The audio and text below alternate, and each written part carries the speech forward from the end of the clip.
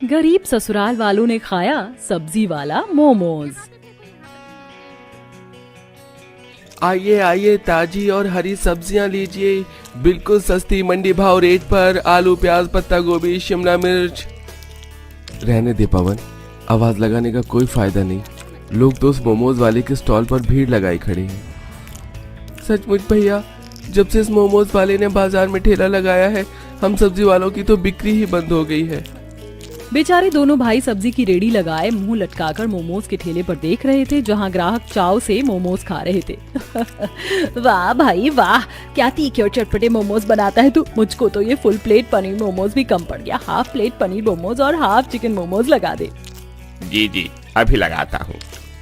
औरत स्वाद लेके गपागप मोमोज खा जाती है। कितने पैसे हुए भैया? जी, फुल प्लेट पनीर मोमोज और हाफ प्लेट चिकन मोमोज के आपके 250 हो गए। ये लो। मोमोज खाकर वो औरत जैसी जाने लगती है तो सरजू टोकता है। अरे ओ बहन जी, आज सब्जी नहीं ले जाओगी क्या? आपके आधी किलो शिमला मिर्च और 1 किलो आलू तोल के रख दिया है।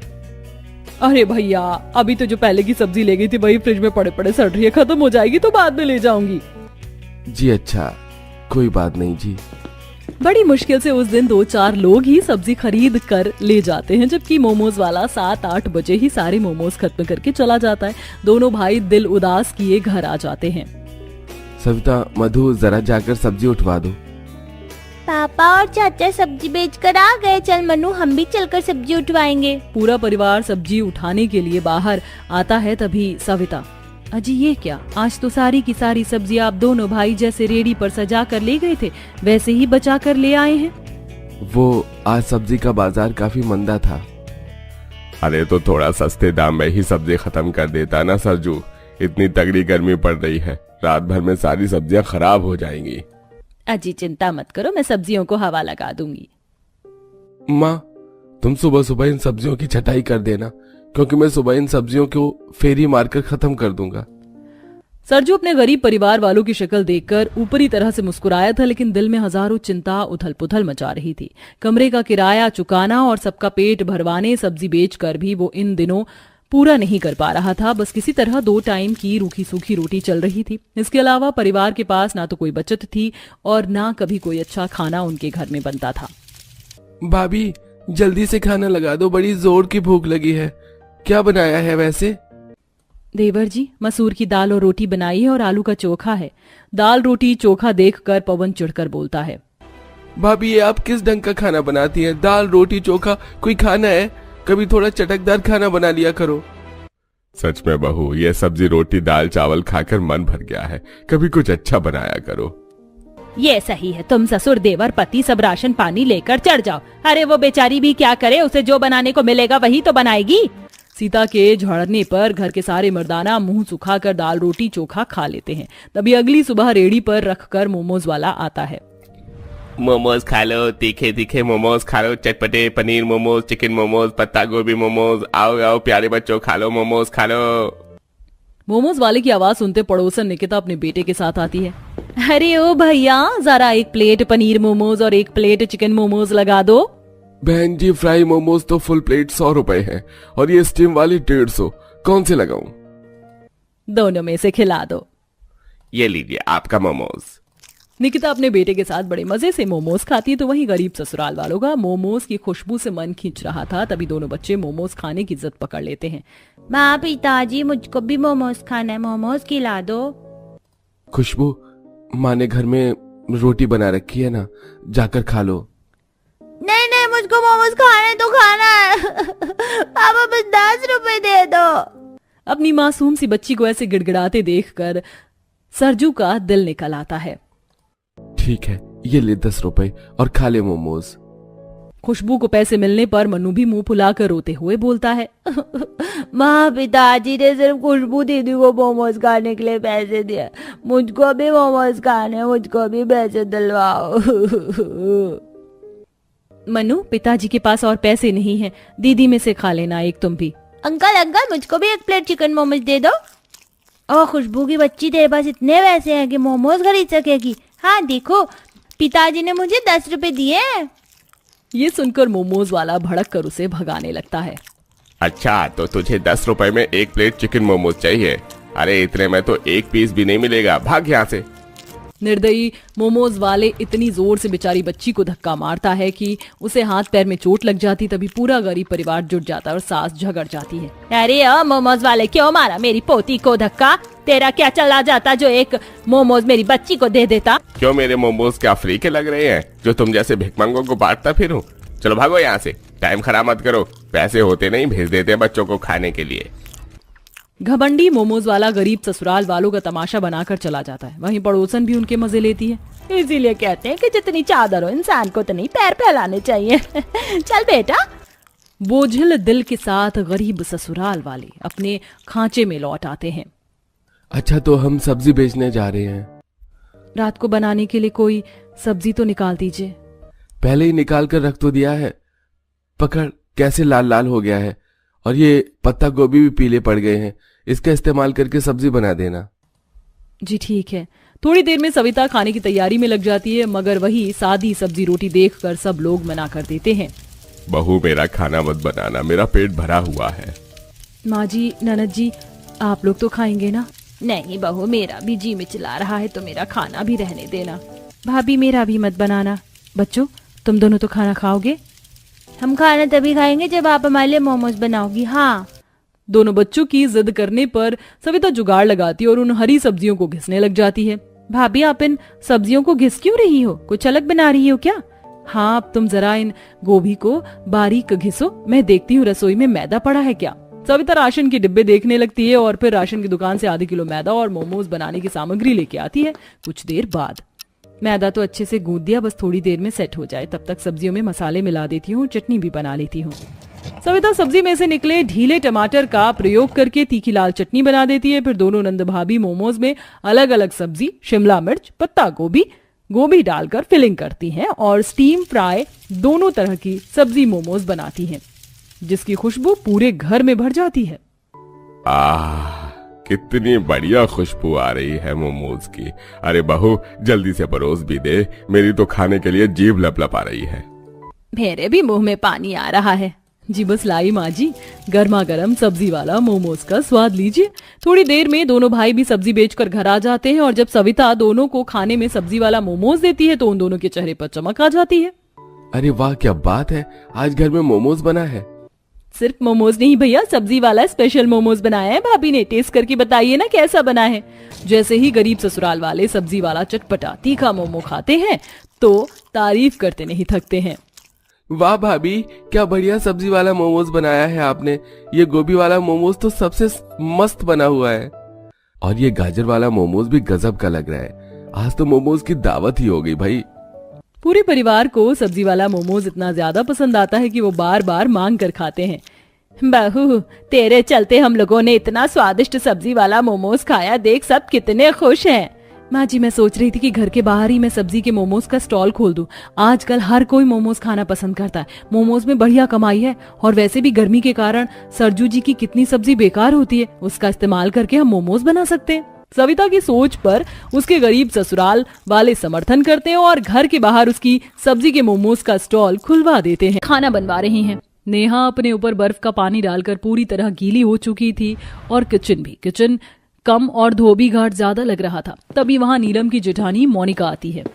अरे, ये किचन में इतना पानी कहाँ से आया और तुम इतनी गीली कैसे हो गई?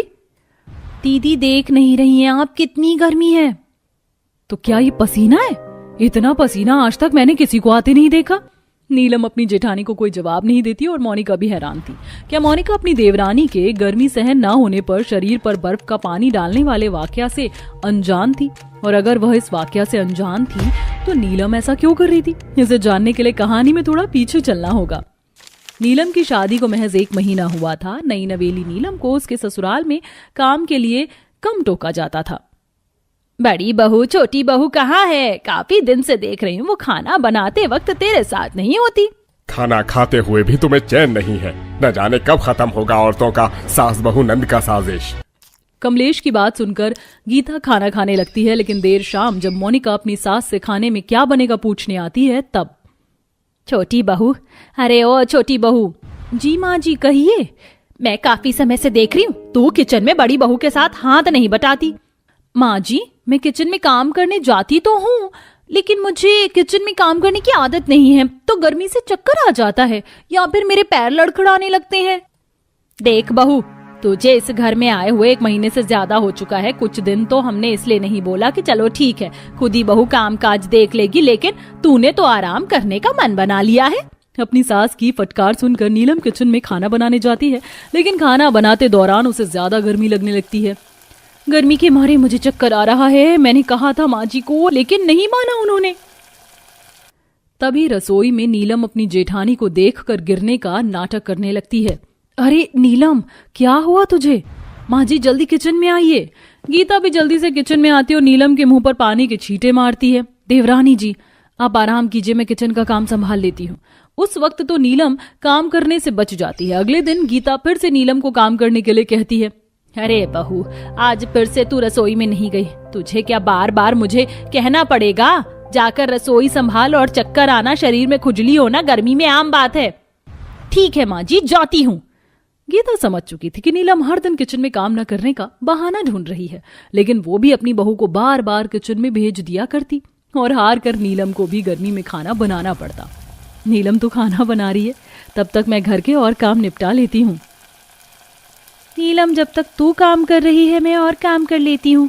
यहाँ गर्मी से मेरी हालत खराब है और इन्हें मजाक लगता है। इतना कहने के बाद नीलम काम में लग जाती है, लेकिन उसे गर्मी बर्दाश्त नहीं हो रही थी। तभी वह सिंक से एक जग पानी लेती है और उसमें फ्रिज से निकाल कर बर्फ डालती है और अपने सर पर डाल लेती है। आहा, कितनी राहत मिल रही है मुझे। नीलम पूरी तरह गीली हो चुकी थी। तभी वहां मोनिका आती है और नीलम को गीला देख और किचन में पानी फैला हुआ देख हैरान हो जाती है। इतना पसीना? मैं किसी के शरीर से निकलता इतना पसीना पहली बार देख रही हूँ, लेकिन ये किचन में इतना पानी कहाँ से आया? मैंने अपने ऊपर पानी डाल लिया है क्योंकि मुझे गर्मी लग रही है। क्या? लेकिन क्यों? इसलिए क्योंकि मुझे गर्मी लग रही थी।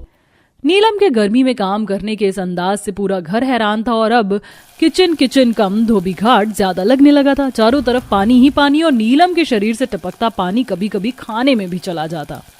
बहू, खाना बन गया हो तो लगा दो। जी अभी लाती हूँ ससुर जी। नीलम, सभी खाने का इंतजार कर रही हैं। नीलम ने इस बार भी अपने ऊपर पानी डाल रखा था और बहुत गीली थी। अब वो डाइनिंग टेबल पर खाना लगाती है। फिर से तूने अपने ऊपर पानी डाला और किचन को बाथरूम बना दिया। बड़ी बहू, खाना तू ही लगा दे, वरना कल की तरह इसके शरीर से टपकता पानी खाने में न गिर जाए। अब मोनिका सबके लिए खाना लगाती है, लेकिन खाना खाते ही कमलेश खाने को थूक देता है। अरे दाल तो जली हुई है, सब्जी में से भी जली हुई बदबू आ रही है। अब गीता गुस्से में अपनी बहू नीलम को खूब खरी खोटी सुनाती है। कभी तो अपने ऊपर पानी डालकर खाना बनाती और किचन को बाथरूम बना देती है। उससे भी मन नहीं भरता तो अपने शरीर का टपकता हुआ पानी खाने में गिरा देती है। उससे भी कुछ नहीं होता तो खाना जला देती है। देवरानी जी, ऐसे में तो घर में कलेश होगा, ये सही नहीं। मैंने आप लोगों से पहले ही कहा था, मुझे खाना बनाते वक्त गर्मी लगती है और मैंने अपने मायके में खाना नहीं बनाया है और गर्मी के कारण मुझे पता नहीं चला और दाल सब्जी जल गई होगी। लेकिन रसोई में खाना तो मैं भी बनाती हूँ और गर्मी भी बर्दाश्त करती हूँ। ये जानबूझकर ये सब कर रही है ताकि इसे किचन का काम न करना पड़े। लेकिन बहू, कान खोल कर सुन ले, काम तो तू ही करेगी। अब अगले रोज नीलम के घर उसकी जेठानी मोनिका के माता पिता आते हैं। समधन जी, आपको देखकर बहुत खुशी हुई। अरे समधन जी मुझे देखकर खुशी नहीं हुई। आप भी बहुत मजाकिया होते जा रहे हैं। अब गीता अपनी बहू को मेहमानों के लिए खाना बनाने के लिए कहती है। मोनिका भी अपने माता पिता के आने की खुशी में उनकी आओ भगत में लगी थी और नीलम खाना बना रही थी। बहू, खाना बन गया है तो खाना लगा दे।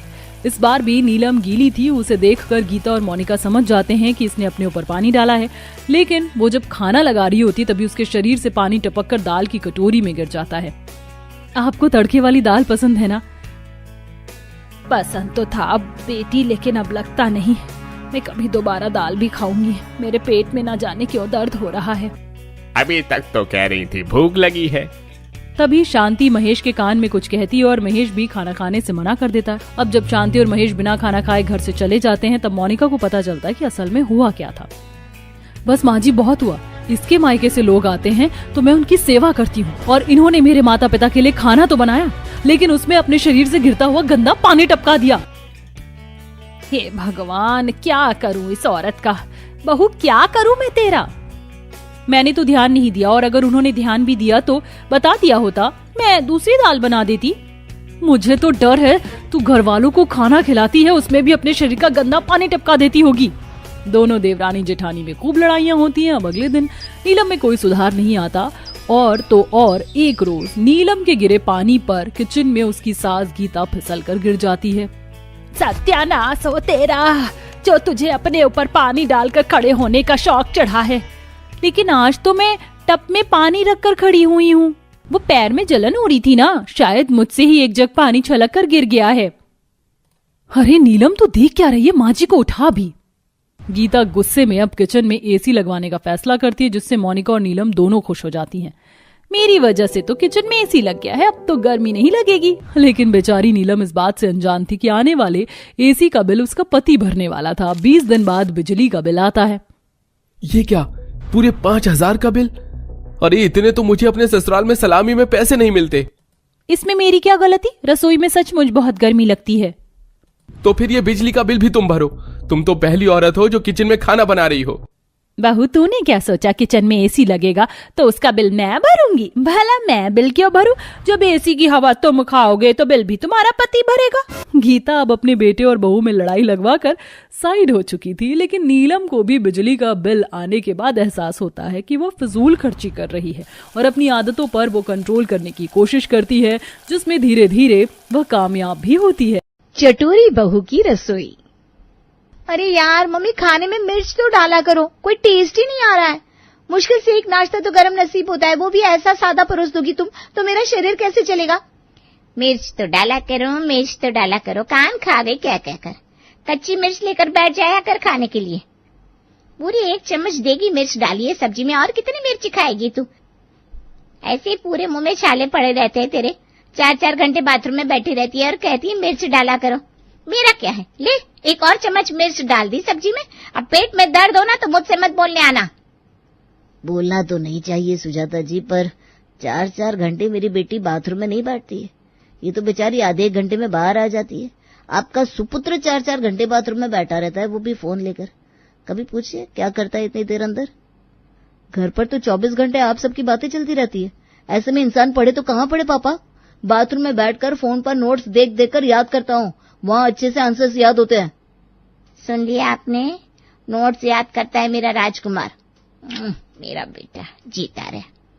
वैसे मम्मी, रमा दीदी तो ऑफिस से 6 बजे ही आ जाती है। रात को खाना गर्म ही मिलता है उन्हें, ऑफिस में कुक है, दोपहर में भी गर्म खा लेती है।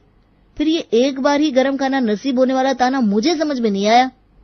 क्या सही पॉइंट पकड़ा है तूने बेटा। अब बोल रमा, मेरा रोहन बिल्कुल ठीक कह रहा है। ठंडा खाना तो इस बेचारे को खाना पड़ता है, पर कभी एक चू नहीं करता मेरा बेटा। छी छी छी सुजाता जी, ससुराल में क्या ही सास मिलेगी मेरे लाड़ो को। सास तो उसे मैके में मिल रखी है। कौन सी माँ अपनी बेटी का खाना गिनती है? इस रोहन को तो पूरी जिंदगी यहीं रहना है, पर मेरी रमा तो कुछ सालों में अपने ससुराल चली जाएगी। पर कहाँ मिलेगा इसे गर्मा गर्म चटपटा खाना? देखा जाए तो ससुराल जाने का वक्त तो आ गया है मम्मी। और रमा दीदी किसी लड़के से फोन पर बात भी करती है, मैंने सुना है। मतलब मैं गलत हो सकता हूँ, पर अगर ऐसा कुछ है तो जल्द से जल्द शादी कर लेनी चाहिए दीदी को, वरना लड़के का क्या है, कहाँ फिर पपलू फिट कर दे। बाप रे बाप, कितना फालतू बोलने लगा ये लड़का। और चढ़ाओ सर पर इसे मम्मी। ये कहकर रमा गुस्से से अपने कमरे में चली जाती है। पर अब रमा कमरे में जाए या घर से बाहर, कुछ होने वाला नहीं था। वो कहते ना, जवान लड़की की शादी के बाद एक बार छिड़ जाती है तो फिर छिड़ ही जाती है। रोज की तरह ऑफिस से लौटकर रमा सोफे पर हाथ पैर खोलकर लेट जाती है। बच्ची नहीं रही हो तुम, जरा हाथ पैर समेट कर बैठो, और अगर आराम करना है तो कमरे में जाओ। मैं तो रोज यहाँ इसी तरह लेटती हूँ मम्मी, कभी तुमने कुछ नहीं बोला, आज अचानक बोल रही हो। रमा की बात का सुजाता कोई जवाब नहीं देती और रसोई में चली जाती है। कुछ देर बाद रमा कमरे से बाहर डिनर करने आती है। सभी डाइनिंग टेबल पर बैठे हुए थे। सुजाता रसोई से गर्मा गर्म खाना लाकर सभी को परोसने लगती है। चल रोहन बेटा, जरा खाना लगाने में मेरी मदद कर दे। पराठे ले आई हूँ, सब्जियां तू ला दे। जी मम्मी। अब काम तो बेटे से ही करवाना पड़ेगा। क्या पता कहीं मेरी बेटी जैसी मेरी बहू आ गई तब क्या करूंगी मैं, इसलिए तुझे ही काम सिखा रही हूँ, करते बेटा। जब से ऑफिस से आई हूँ तो मैं बदला बदला देख रही हूँ मैं। क्या बात हो गई मम्मी, क्यों ताने मार रही हो मुझे तुम? ताने नहीं मार रही हूँ, सच्चाई बोल रही हूँ। 27 की हो गई है तू। तेरे पापा का बस चले तो पूरी जिंदगी तुझे यहीं रोक ले, पर ऐसे दुनिया नहीं चलती ना बेटा। इंजीनियर बनना था, तुझे बन गई। नौकरी करनी थी, कर रही है। आगे की भी सोच। मैं और तेरे पापा जीवन भर तेरे साथ नहीं रहेंगे। और रोहन, तुम जिस तरह सारा दिन कुत्ते बिल्लियों की तरह लड़ते हो ना, आगे तुम दोनों का साथ रहना तो नामुमकिन ही हो जाएगा। तब क्या यहाँ वहाँ अकेली डोलती रहेगी? तब तो ऑफिस जाने के लिए ना शरीर बचेगा, फिर क्या करेगी हैं? अरे ये कौन सा तरीका है लड़की से बात करने का सुजाता जी? आप रुकिए, मैं बात करता हूँ रमा से। बताओ बेटा, कोई है क्या आपकी लाइफ में? कोई नहीं है पापा। तो फिर ठीक है, मैं तुम्हारे लिए लड़की देखना शुरू करती हूँ। और एक के बाद एक सुजाता रमा के लिए लड़की के रिश्ते लाना शुरू कर देती है। अगर रमा को लड़के की हाइट में प्रॉब्लम लगती तो सुजाता उसके लिए 6 फुट हाइट के लड़के को ले आती। अगर रमा को उसकी सैलरी कम लगती तो सुजाता उसके लिए अच्छी पैकेज वाले लड़के का रिश्ता ले आती। और आज इसी तरह वो 31वां रिश्ता था जो सुजाता ने रमा के लिए देखा था। वो सब तो ठीक है आंटी जी, पर मैं शादी के बाद जॉब करूंगी, घर नहीं संभालूंगी। ये मैं पहले ही क्लियर कर देती हूँ। बेताली बहू, बहू तो बिल्कुल मेरी ही बहू बनने के लिए बनी है बेटा। जिस दिन मेरी सास मुझे देखने आई थी, मैंने उन्हें देखते ही कह दिया था, खाना मैं नहीं बनाऊंगी। बस वही बात तूने इनडायरेक्टली कह दी। कोई बात नहीं, वैसे भी हमारे घर पर एक कुक है और हम सबको उसी के हाथ के बने खाने को खाने की आदत है, तो रसोई में तो तुझे जाने की जरूरत ही नहीं पड़ेगी। अब बोलो दीदी, मामला सेट है ना? ठीक है, चलेगा। यहाँ रमा हामी भरती है और वहाँ सुजाता मंडप सजा देती है और रमा की शादी निखिल से हो जाती है। बहू बनकर रमा निखिल के घर आ जाती है। देखो बहू, मैं बिल्कुल वही हूँ जो शादी के पहले। तो ये मत सोचना कि फेरे होते ही तुम्हारी सास बदल गई, बिल्कुल भी नहीं। अरे भाई, जब इस घर में मुझे कभी दुख नहीं मिला तो मैं तुम्हें दुख क्यों दूंगी? शादी की रस्मों में तुम थक गई होगी। जाओ अपने कमरे में जाकर आराम करो, बाकी सारी रस्में हम कल देखेंगे। सच में मम्मी जी? मतलब वो प्लेट से अंगूठी ढूंढने की रस्म, सभी बड़ों के पैर छूकर लिफाफे देने की रस्म मुझे अभी आधी नींद की हालत में नहीं करनी पड़ेगी? सुजाता मेरी मुंह बोली बहन है बेटा, और अपनी मुंह बोली बहन को दिया वादा मैं तोड़ दूंगा क्या? मैंने वादा किया था सुजाता बहन से कि तुम्हें इस घर में कभी कोई दिक्कत नहीं होगी। जाओ आराम से अपने कमरे में जाकर सो जाओ। हैं? ये तो मम्मी ने कुछ ज्यादा ही अच्छा घर ढूंढ कर दे दिया मुझे। मैंने नहीं सोचा था कि सास ससुर ऐसे भी हो सकते हैं। रमा खुशी खुशी अपने कमरे में चली जाती है। रात के 1 बज रहे हैं, तुम्हें थकावट हो गई होगी ना रमा? तुम आराम कर लो। अरे नहीं, मैं भी क्या कह रहा हूँ, नए कमरे में तुम्हें नींद कैसे आएगी? कहो तो लाइटिंग की सेटिंग बदल दो। ये बिस्तर ठीक है ना? ये तकिया ज्यादा मोटा तो नहीं है? मेरी आंखों में आंसू लाकर ही मानोगे क्या निखिल? इतना तुम में विदाई के वक्त भी इमोशनल नहीं थी जितना तुम और तुम्हारे घर वालों की बातें सुनकर हो रही हूँ। मुझे तो विश्वास ही नहीं हो रहा, ये सपना है या हकीकत? तुम अपना घर छोड़कर यहाँ आई हो, तुम्हें किसी तरह की तकलीफ मैं कैसे होने दे सकता हूँ रमा? रमा शॉक्ड भी थी और सरप्राइज भी। बिस्तर पर लेटकर रमा फोन चलाने लगती है। कुछ देर बाद उसकी आंख लग जाती है। 1 घंटे बाद रमा की नींद खुलती है। यहाँ तो बड़ी जल्दी सो गई मैं। वहाँ घर पर तो इस टाइम में मैगी बनाकर खाती थी, आधा घंटा मूवी देखती थी, तब कहीं जाकर 4 बजे तक मेरी आंख लगती थी।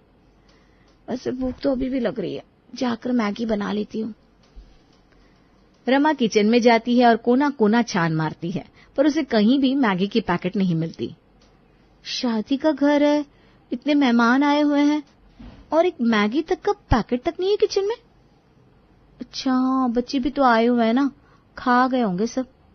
पर कहीं चिप्स वगैरह के पैकेट भी नहीं दिखी, ना ही नमकीन दिखे। मैगी ढूंढते ढूंढते भूख बढ़ गई, लगता है पानी पीकर ही सोना पड़ेगा। और रमा पानी पीकर ही सो जाती है। अगली सुबह रमा खुद ही साड़ी पहनकर तैयार होकर पहली रसोई की रस्म करने रसोई में जाने लगती है। अरे उठते ही रसोई में जाने की क्या जरूरत है बहू? अभी तो तुम्हारे हाथों की मेहंदी में नहीं उतरी है, जरा समझाइए ललिता जी। मुझे कोई कुछ नहीं समझाएगा मम्मी जी, मैं पहले ही कह देती हूँ। और वैसे भी आज मेरी पहली रसोई है, कुछ तो बनाना बनता है ना। ठीक है बेटा, तो फिर कुछ बना ले। ज्यादा कुछ भारी मत बनाइएगा बहू जी, इस घर में सबको मेरे हाथ का बना खाना खाने की आदत है, फिर आपका बनाया खाना बच जाएगा ना। बाप रे बाप, समझ में नहीं आ रहा इस घर की बहू ये है या मैं। खैर मुझे क्या, आगे मुझे तो ऑफिस से जाना है, फिर तो यही रसोई संभालेगी। रमा को तो मसालेदार खाना पसंद था। वो रसोई में जाती है और सभी के लिए छोले बनाती है। बन गए छोले, जरा टेस्ट करती हूँ, कहीं छौंक में कोई कमी तो नहीं रह गई। मजा नहीं आ रहा। आधा चम्मच गरम मसाला और 1 चम्मच मिर्च डालने की जरूरत है। फिर टनाटन हो जाएगा सब।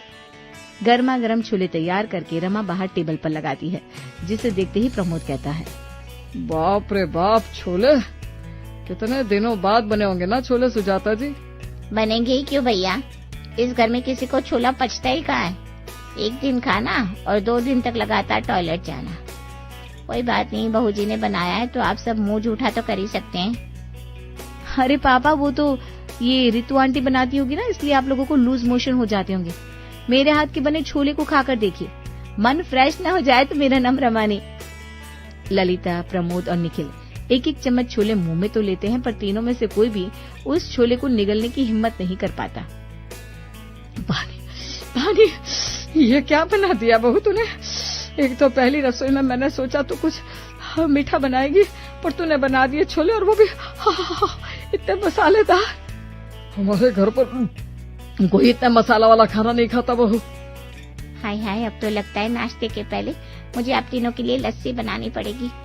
बेचारी रमा का तो मुंह ही उतर जाता है। सभी को लस्सी पिलाने के बाद रितु बनाती है बिना मसाले का सिंपल और सादा उपमा।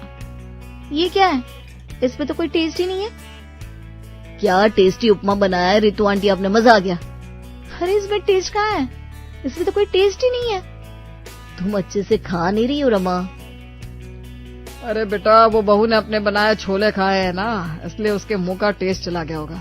कोई बात नहीं बेटा, खराब चीजों को खाने से एक बार मुंह का टेस्ट चला जाता है तो कुछ देर बाद उपमा खाना, तब तुझे अच्छा लगेगा। रमा के ससुराल में सब कुछ परफेक्ट था, पर ये नाश्ता खाकर रमा को अब सारी परफेक्ट चीजों में भी इम्परफेक्शन दिखने लगा था। वो अपने कमरे में जाकर अपनी माँ को फोन लगाती है। शर्म कर ले बेटा, जरा तो शर्म कर ले। इतना अच्छा ससुराल मिला है, इस बात की खुशी नहीं है तुझे, पर वहाँ सभी इंसानों जैसे खाना खाते हैं इस बात का दुख है। नॉर्मल लोग ऐसा ही हल्का नाश्ता करते हैं, वो तो तुझे आदत थी 4-4 चम्मच मिर्च मसाला खाने की। अब मुझे मत बोल, मैं तो पहले ही कहती थी ससुराल में तुझे दिक्कत होगी। इतनी जगह वो लोग मैनेज कर रहे हैं, अब खाने में तू जरा एडजस्ट कर ले। चल रखती हूँ फोन। अरे यार मम्मी हद है। पर शायद मैं भी ज्यादा सोच रही हूँ।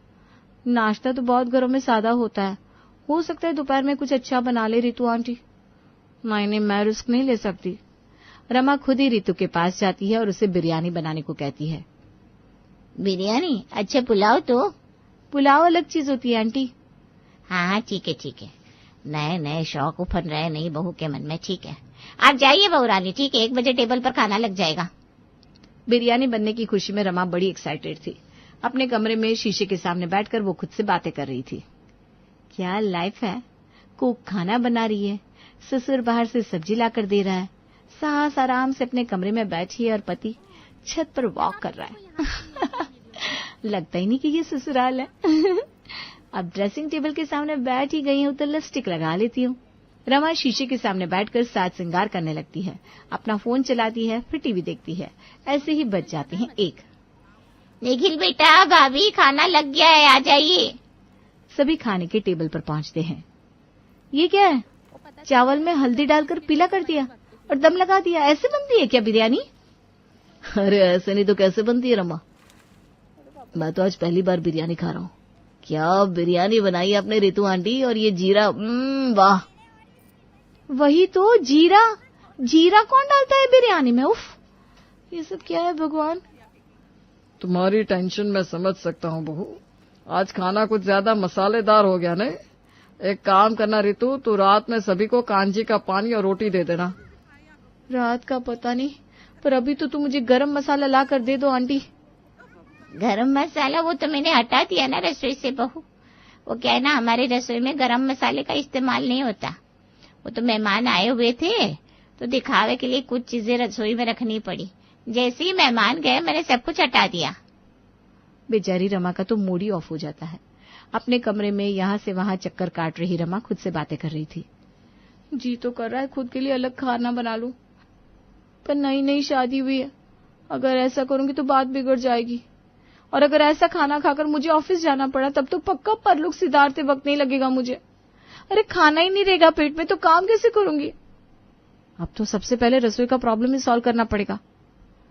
रमा सीधा रसोई में जाती है और रीतू आंटी से कहती है, पिछले 12 सालों से मेरे ससुराल वालों की सेवा कर रही है ना आप आंटी जी। देखा जाए तो आप मेरी चाची सास से कम नहीं है, तो आज से आपकी रसोई से छुट्टी। अब खाना मैं बनाऊंगी ससुराल में, आपके लिए भी और बाकी सभी के लिए भी। मुझे लगता है आप मेरे को पसंद नहीं करती बहू जी। कोई बात नहीं, जैसी आपकी मर्जी।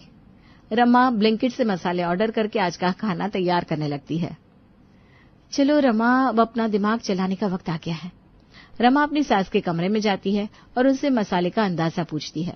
बस 2 चुटकी मसाला डालना रमा, और लाल मिर्च ना के बराबर। वो क्या है ना, हमारे घर में कोई चटपटा खाना पसंद नहीं करता। जी जी मम्मी जी, इसीलिए तो मैं आपसे मसालों के बारे में पूछने आई थी।